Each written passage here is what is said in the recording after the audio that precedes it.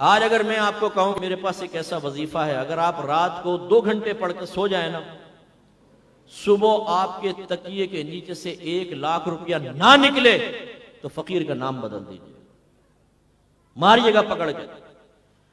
अब जब मैं आपको ये वजीफा दूंगा, बताएं करेंगे कि नहीं करेंगे?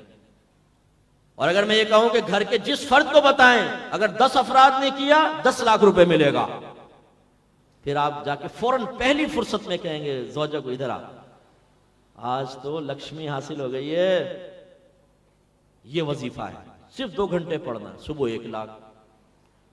ज़ौजा ये नहीं कहेगी मैं बड़ी थक गई हूं भाई, सारा दिन काम कर करके बच्चों को संभाल संभाल के, कहेगी तुमने तो इस जुमले ने फ्रेश कर दिया मुझे, एकदम सारी थकन दूर हो गई एकदम।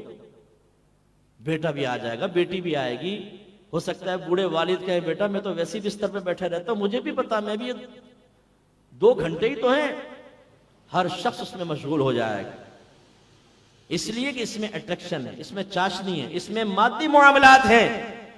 लेकिन इसके बरक्स अगर ये कहा जाए फजर की नमाज ये हम पे फर्ज है, नहीं पढ़ोगे तो जहन्नम में जाओगे, कई महीनों से हमारे घरों में बाद वक़्त फजर की नमाज नहीं पढ़ी जाती। अगर शौहर पढ़ रहा है तो उसको ये परवाह नहीं कि बीवी पड़ी हुई खराटे ले रही है, सो रही है, जवान बेटा बेटी इनको भी उठाओ, फर्ज वाजिब है कि कम से कम उनको उठा के मुसल्ले पे खड़ा करो।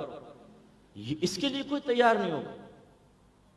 हालांकि इसमें 5-7 मिनट चाहिए, इसमें जन्नत है, इसमें अल्लाह की रिजा है, अल्लाह के रसूल का राजी होना। लेकिन यार बहुत मुश्किल काम बता दिया मुफ्ती साहब, लेकिन वो 2 घंटे वाला बड़ा प्यारा काम था, उसमें अट्रैक्शन थी।